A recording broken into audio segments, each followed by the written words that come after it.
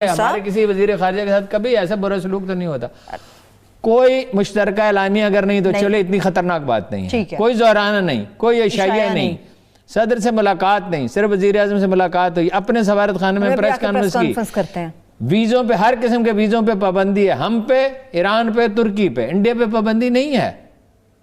اور کیا وہ کارنامہ انجام دے کے آئے ہیں جس کا وہ ڈنڈورا پیٹ رہے ہیں کہ ہم نے یہ کہا ہے کہ یہاں جو وہ نمائش ہوتی ہے, کیا اس کو کہتے ہیں, ایکسپو کہتے ہیں, بس نمائش ہے, اس کو پتہ نہیں ایکسپو کہنا کیوں ضروری ہے. تو وہ ایکسپو میں ہم نے درخواست کی, اس پہ وہ غور کریں گے. یعنی درخواست کی یار جی, وہ ہونی اگلے سال اکتوبر میں ہے, اس کے لیے درخواست کی ہے. ابھی تو کرونا ہے, ابھی تو ہو ہی نہیں سکتی. میں ہارون صاحب آپ کے الفاظ دیکھ رہی ہوں, ہم نے درخواست کی ہے اور وہ اس پہ غور کریں گے. اور ابھی ہم سے کیا کہہ رہے ہیں, کیا کہہ رہے ہیں, ایک ہی ڈیمانڈ ہے نا, ایک ہی ڈیمانڈ, دو. ایک چودھری تو امارات والے ہیں, ایک چودھری ہیں سعودی عرب والے, باقی تو غریب ملک ہیں. وہ کہہ رہے ہیں کشمیر پہ خاموشی اختیار کر لو اور اسرائیل کو تسلیم کر لو. تو یہ تو نہیں ہو سکتا. آپ کو ایک بہت ہی احتیاط کے ساتھ چلنا ہوگا, ایک بیلنس قائم کرنا ہوگا. ایران اور وہ کہتے ہیں کہ ترکی پہ آپ ریجھ رہے ہیں. یہ جو ڈرامہ ہے, آپ کو اندازہ نہیں ہے کتنے بلین ڈالر میں ہمیں پڑا ہے. ٹھیک ہے, لیکن ہمارا موقف تو غلط نہیں تھا. ہم جو مرضی ڈرامہ دیکھیں, کوئی ہم پہ پابندی لگا سکتا ہے. اچھا, ان کا دشمن کون ہے؟ آپ سمجھ رہے ہیں عربوں کا دشمن اسرائیل ہے. وہ کہتے ہیں نہیں, ہمارا دشمن ایران ہے. مسلمان کا دشمن. ہارون صاحب, ہم اتنی کمزور پوزیشن میں ہیں. دوسرے ایکوپمنٹ میں اگرچہ ہمیں اب وہ میزائل سسٹم چاہیے جو ترکی نے خریدا, پیسے ہمارے پاس نہیں ہیں, جو روس نے بنایا ہے, جس کی رفتار کوئی 17-18 ہزار کلومیٹر فی گھنٹہ ہے. جہاز ہے دنیا کے بہترین جہاز سے 5-4 گنا تیز. وہ 400 کلومیٹر اگر فاصلے پہ ہو جہاز, 400 کلومیٹر, 500 کلومیٹر, تو اس کو گرایا جا سکتا ہے. لیکن ہمارے پاس میزائل اچھے ہیں, انڈیا ابھی وہ خریدنے والا ہے. لیکن ہارون صاحب, سرجیکل سٹرائک کی وہ کہتے ہیں قابل اعتماد معلومات ہمارے پاس موجود ہیں. یہ مشیر قوم سلامتی محمد یوسف صاحب فرما رہے ہیں. ہمیشہ سے پلان کیے بیٹھے ہیں نا, لیکن کریں گے تو اس کی پرائز کیا ہے. ٹھیک, لیکن ہارون صاحب یہ ماننا پڑے گا اندرونی محاذ پہ ابھی ہم کمزور ہیں. خارجہ محاذ پہ ہمیں کیا کرنے کی ضرورت ہے؟ امن صرف پاکستان قائم نہیں کر سکتا. قوموں پہ مشکل وقت آتے ہیں, مسئلہ یہ نہیں ہے. طاقت ایک نفسیاتی چیز ہے. بھارت پاکستان کے خلاف سرجیکل سٹرائک کی منصوبہ بندی کر رہا ہے.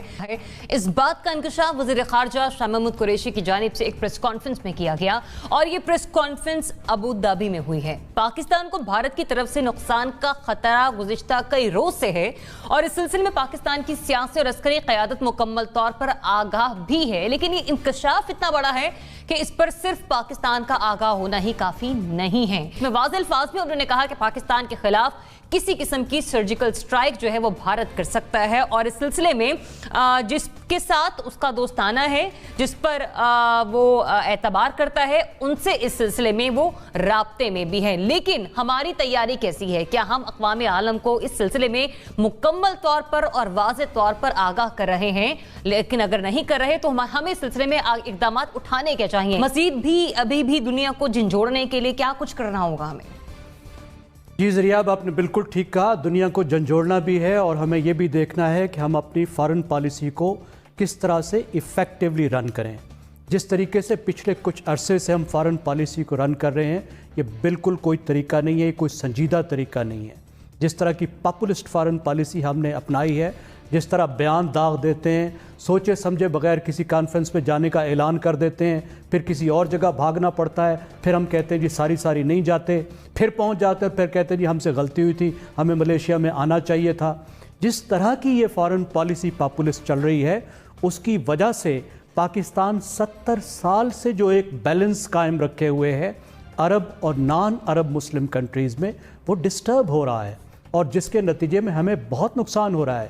یہ شاہ محمود قریشی آپ دیکھیے UAE میں ہیں, ساتھ میں یہ بھی دیکھیے کہ ابھی میں تھوڑی دیر پہلے الجزیرہ کی یہ خبر پڑھ کے آیا ہوں کہ قریشی صاحب جس کام کے لیے گئے تھے, یعنی جو ویزا کا افیئر تھا, اس میں وہ بریک تھرو کرنے میں ناکام رہے ہیں. تو یہ تو ہماری فارن پالیسی ہے.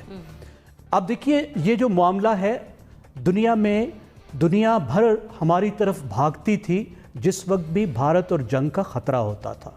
کیونکہ یہ سمجھا جاتا تھا اس کے نتیجے میں بات بڑھ سکتی ہے, اور معاملہ نیوکلیئر جنگ تک جا سکتا ہے۔ لیکن پھر کیا ہوا؟ ایک تو بھارت نے دنیا کو یقین دلا دیا کہ جی یہ پاکستان کا بلف ہے، آپ اس بات میں نہ آئیں۔